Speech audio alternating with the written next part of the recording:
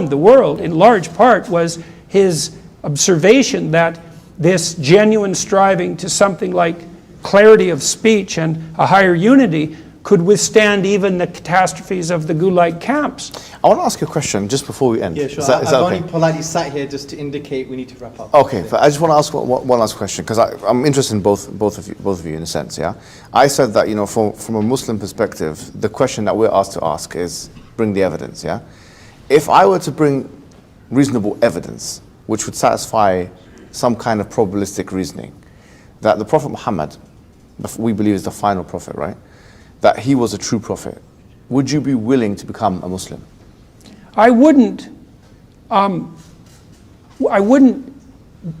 dispute a priori the idea that Muhammad was a true prophet. Okay. But I don't understand what that means. So like, what, obviously, yeah. so this is the way I'm going to look at this psychologically again. You know, it's people are granted revelations, and it's obviously the case, let's speak empirically, that the revelation of Muhammad united a fractious society. And so it was a uniting revelation.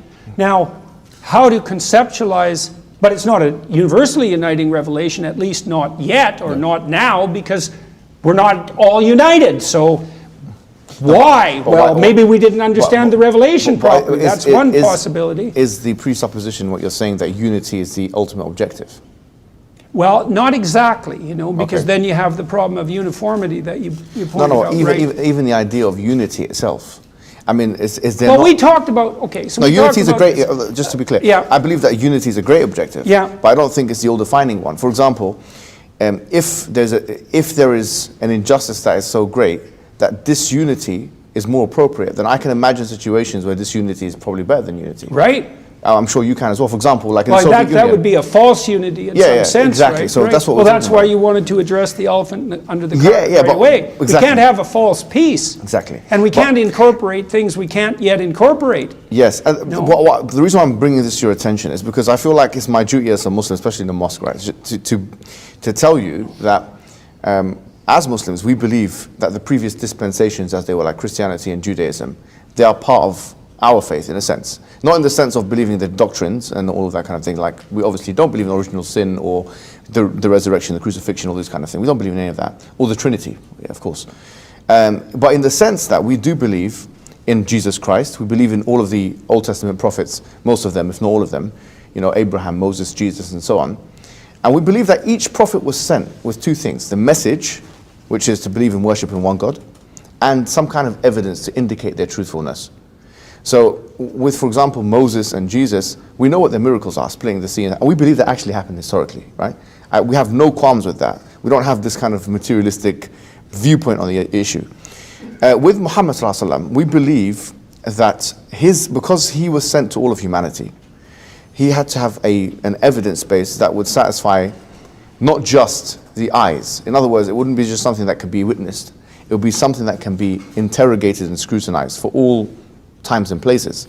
So it would be an auditory revelation. In this case, it's the Quran. The Quran means a recitation. Yeah. So the central message of the Quran is Tawheed, or the idea of worshipping one God and believing in one God, as we've mentioned. But there is an attempt in the Quran to challenge. Like, for example, there's something called the falsification test, or the inimitability test. The Quran says, for example, that try and find a contradiction within the Quran. Had it been from other than God, لَوَجَدُوا فِيهِ اخْتِلَافًا كَثِيرًا, would have found in it many contradictions. This inimitability challenge is to produce something as sophisticated as it, in terms of the linguistic composition as well as the structural component. This is very interesting because now even Western academics like Angelica Neuris and others have said that this challenge has not been met. It's a German Orientalist. She's recently said this. So this is another thing. And then you have a range of prophecies, for example. Like if you look at Deuteronomy chapter 18, verse 21, it's mentioned in the Bible that one of the hallmarks of a true prophet is that, or a false prophet, is that when they talk about the future, that it will be false. But the Quran makes very specific prophecies about the future. For example, in chapter 30, verse 2 to 4, it says, غُلِبَتِ الرُّومُ فِي أَدْنَى الْأَرْضِ وَهُمْ مِنْ بَعْدِ غَلَبِهِمْ سَيَغْلِبُونَ. That the Romans had been defeated. At that time there was the Sassanid Empire and the Roman Empire, and they were in war with each other. And that from 3 to 9 years that they would defeat the enemy, you see. it gave very specific timelines, it gave very specific, and this was a very risky type of prediction, because if you got it wrong, then it would endanger and undermine the entire prophethood of the Prophet Muhammad. But it did happen, and in fact, you'll find historical things which are not even in the Quran. Rome was defeated? That the Romans had been defeated by the Persians in a battle. Yeah, and so it's mentioned in, for example, the Chronicles of Theophanes, which is a primary source material outside of the Quran and Sunnah. You can find it now; it's even translated into English. He clearly mentions that 8 years after this particular prediction took place, it did happen like that. So we have a range of predictions, even that relate to the current day. The Prophet said that the barefooted Arab, يَتَطَاوَلُونَ فِي الْبُنْيَانِ, they will be competing for the highest building. That sexually transmitted diseases would be proliferated as a result of people having intercourse outside of marriage, and that this would be something that would be diseases that had never been there in the past. The interest-based economy that we live in is mentioned by the Prophet Muhammad. I said in the future, interest will be everywhere. إِن لَمْ تَأْكُلْهُ إِن لَمْ يَأْكُلْهُ أَصَابَتْهُ مِنْ غُبَارِهِ. Whoever does not consume it, he will not be able to evade its dust.